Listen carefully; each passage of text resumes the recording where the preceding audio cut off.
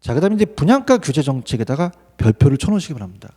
얘가 나올 가능성이 굉장히 높아요. 그래서 자, 우리가 분양가 상한제라고 얘기했잖아요. 임대 규제와 맞물려서 지금 분산제를 하고 있습니다. 여러 가지 문제점이 있죠. 그래서 분산제가 좋은 정책인데 폐단이 나타날 수 있습니다. 그래서 분양가 상한제를 강하게 갈게요. 분양가 상한제. 자, 분양가 상한제입니다. 지금 현재 상한제를 쓰기 때문에 현재 상황에서 시장이 돌아가는 것을 이해하실 수 있을 것 같아요. 자, 그래서 최고 가격제가 되죠. 그래서 가격과 양이 있으면은 시장에서의 가격보다 낮추는 거예요. 정부가 상한제를 설정하죠. 공급과 수요가 있으면은 저소득층을 위한 거예요. 그러면 시장에서 나와 있는 시장 가격이 시세가 평당 1,000만 원이다라고 한다면, 자, 저소득층이니까 이상으로 올리면 안 됩니다. 이하로 규제 가격을 내려야 됩니다. 그럼 결국은 가격을 내려서 분양한다는 거예요. 그럼 규제 가격이니까 여러 가지 문제점이 나올 수도 있고 효과가 있을 수 있죠. 자, 분양가 상한제입니다, 여러분들. 들어보세요. 자, 그럼 어떻게 되느냐? 분양가가 인하하게 돼요. 분양가가 인하합니다. 인하하다 보니까 가격을 떨어뜨려서 못 올리게 한다는 건 800만 원을 받으라는 얘기예요. 자, 그럼 어떻게 됩니까? 신규 공급이 안 나오죠. 자, 우리 시험 문제가 재건축에 대한 조합원이 나왔었거든요. 조합원이 구성돼서 분담금에 대한 문제가 생기기 때문에 일반 분양가를 높이면 분담금에 대한 부분을 줄일 수 있어요. 근데 자, 지금 어떻습니까? 분양 가격을 높여버리면 타당성이 안 맞으니까 건설회사도 공급을 안 하려고 하고 지자체가 또 마찰이 있겠죠. 그럼 신규 주택 공급이 위축됩니다. 그러다 보면 그 주위에 있는 중고주택 가격이 올라가 버려요. 그러면 굉장히 또 저소득층들이 또 부담이 가겠죠. 중고주택 가격. 자, 그럼 어떻습니까? 이렇게 되다 보면 시세 차익을 노리는 사람이 투기 수요가 늘어난다는 거죠. 실수요보다는. 그죠? 시세 차이가 많이 나니까. 그래서 실제로 살려는 사람보다 그냥 이걸 투기로 가지고 가는 사람들이 많이 늘어난다는 거예요. 그래서 우리가 아까 왜 프리미엄이 형성된다고 했잖아요. 그래서 피가 붙어서 우리가 분양권 불법 전매 같은 게 나타날 수 있겠죠. 그래서 더 주택 구하기는 어려워진다. 이렇게 가시기 바랍니다. 자, 가볼게요. 자, 분양가 상한제는요. 자, 여기서 이제 건져갈 거는 법에 나와 있는 주택법인데요. 자, 분양가격 이하라는 게 중요할 거고요. 그다음에 이제 공동주택 중에서 그렇죠. 근데 이번이 지금 우리가 시험지에 나왔었는데 도시형 생활주택은 분양가 상한제를 적용하지 않습니다. 그래서 요즘 이 도시의 생활주택을 우리가 조금 악용해서 분양가를 좀 많이 올리는 좀 현장도 있죠. 그래서 도시형 생활주택이라고 앞쪽에서 배웠잖아요. 생활주택은 분양가 상한제 적용하지 않는다라는 게 중요합니다. 나올 거고요. 넘겨보세요. 자, 넘기시면은 자, 우리가 이제 그 개념을 한번 들어가 보도록 하죠. 자, 자유라는요. 시험 문제가 출제 가능성이 좀 적습니다. 그래서 그 내용 개념을 한번 보고 오른쪽 보는데 오른쪽 분양가 상한제를 먼저 보는 게 좋아요. 아웃라인 잡아야 되니까 분양가가 하락됩니다. 그러면 어떻게 됩니까? 공급이 감소해서 신규 감소하고 중고주택 가격이 올라가 버리죠. 자, 생산성이 저하되니까 신공급 줄이죠. 투기 수요가 늘어납니다.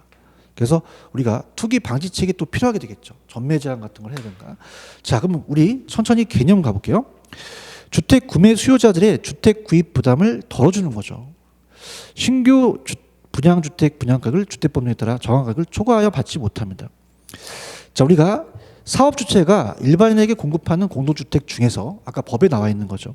공공택지 또는 공공택지 외의 택지에서 주택가격 상승 우려가 있어서 국장이 그 주거정책심의위원회에 거쳐서 지정해서 지역에 공급하는 주택의 경우는 분양가 상한제를 적용한다. 자, 그럼 주택법령상 사업주체가 일반인에게 공급하는 공동주택 중 공공택지에 공급하는 도시형 생활주택은 분양산제가 적용되지 않는다는 겁니다. 그다음에 예를 들어서 경제자유구역이라는 거 들어보셨잖아요. 거기서 건설 공급하는 주택 그리고 관광특구에 있는 건설 공급은 상한제 적용하지 않겠다. 자, 이것도 자주 나오는데요. 주택법령상 분양가 상한제는 그 가격을 택지비와 건축비로 구성되어 있죠. 이렇게 보시면 되고요. 자, 문제점은 좀 전에 제가 해드린 거예요. 자, 분양가격과 시장가격의 차이가 전매 차익이 발생하게 되면 투기적 수요를 유발하겠죠.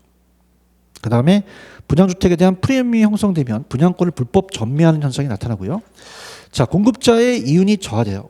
그럼 신규 공급이 감소하고 중고주택 가격이 올라가 버립니다. 분양주택의 질적 수준이 저하되고요. 자, 그러면 어떻게 돼요? 더 안 좋아지잖아요. 가격 기준이 또 왜곡될 수도 있고요. 피가 나타날 수 있고 이중가격 형성되고 자원 배분의 효율성을 저해된다는 것은 원하는 사람한테 배분이 안 된다는 겁니다. 이게 폐단이 나타나요. 그래서 우리가 자율화로 바꾸긴 합니다. 근데 자율화는 출제 빈도가 낮아요. 제가 이건 3, 4월 달에 해드리도록 하고요. 3, 4월 달에 그거에 대해서 연결시켜서 갈 겁니다. 자, 이렇게 염두에 보시고요. 그 다음에 이제 프린트를 한번 볼게요. 자, 9번 문제 같은 거. 자, 아까 이제 요걸 이제 제가 그 선분양 제도는 다음 주에 하겠고요. 다음 주에 들어가겠습니다. 다음 주. 자, 그다음에 이제 10번 문제는 조세예요. 자, 임대료 보조는요. 아까 제가 잠깐 요걸 놓쳤는데 여러분들이 잠깐 페이지로 가시면은 252페이지로 가시면 단기와 장기가 있잖아요. 252 임대료 보조. 그러면 단기에서는 공급이 안 돼요. 가격이 올라가죠. 근데 장기는 공급을 증가시키거든요. 자, 그러면 9번. 여러분들 임대료 보조는 규제가 아니에요. 그럼 당연히 보조해주면 자, 수요자 보조로서 나중에 장기적으로는 공급이 늘어나고 공급자보다도 공급은 늘어나잖아요. 그럼 물론 장기라는 건 생략됐지만 공급에 대한 결과를 물어보게 된 거죠. 그럼 나중에 공급을 감소시키는 게 아니라 증가시킨다. 이렇게 가져가시면 됩니다. 자, 그래서 한번 정리를 하는 시간을 가질게요. 자, 지금 주택정책에 와서 가장 유력한 거는 임대료 규제 정책입니다. 249. 그래서 단기가 더 장기보다 효과가 있다라는 얘기죠. 단기는 공급을 못 줄이니까 이렇게 가져가시고요. 가격을 높게 했을 때는 아무런 변화가 없다. 그게 키포인트고, 보조 정책은 요거예요. 아까 단기는 수요가 증가해서 임대료가 올라가니까 임대인의 혜택 가고요. 장기는 공급을 증가시키죠. 그래서 가격을 떨어뜨리니까 임차인 혜택 간다. 그렇게 보시면 되고요. 그 다음에 이제 작년에 출제가 됐었는데 여러분들이 좀 어렵게 다가올 수 있는 게 이거예요. 자, 아까 제가 페이지 가시면은 251페이지에 보조 정책이 있었고요. 자, 넘기시면은 자, 갑니다. 우리가 여러분들 수요자 보조가 임차인 보조가 쿠폰이잖아요. 바우처. 그럼 바우처는 임차인이 쿠폰을 가지고 가서 선택하기 가능해요. 주거 선택. 근데 자, 이 생산자 보조 방식을 해줬더니 이 건설회사가 공급임대주택에 대한 건설이잖아요. 그래서 이거를 생산자 보조 방식을 하면 물론 정부와에 대한 협의가 있겠죠. 어디서 하겠습니다라고. 그럼 그걸 어떻게 돼요? 그 특정 지역에 건설이 되겠죠. 그러면 임차인의 주거지 선택이 넓은 거는 수요자한테 보조하는 임대료 보조 방식이 더 낫더라. 그렇게 가져가시고요. 그 다음에 넘겨보시면 공공임대는 싸게 줘야 되죠. 그래서 좀 싸게 또 지원을 또 해줄 수 있고요. 자, 그 다음에 넘기시면은 분양가 상한제라는 게 문제가 되잖아요. 분양가를 인하시켜요. 그럼 신규공급 안에 중고가격이 상승하면 주택구하기 더 어려워져서 이 자원의 효율적 배분이 저해되죠. 투기 수요가 나타나는 거, 도시형 생활주택 같은 건 제한하지 않는다는 거. 자, 이렇게 해서 정리해 두시기 바랍니다. 자, 그럼 다음 주에 제가 259페이지 선분양과 후분양이라는 게 있어요. 자, 여기 안 떴다가 요즘 딱 공인중개사 2번 떴기 때문에 별표를 2개 치시는데요. 감정평가 시험도 나섰어요. 선분양, 후분양을 다음 주에 제가 분양가 상한제랑 연결해서 또 들어가도록 하겠습니다. 자, 이번 주는 여기까지입니다. 여러분 수고하셨습니다. 감사합니다. 고맙습니다.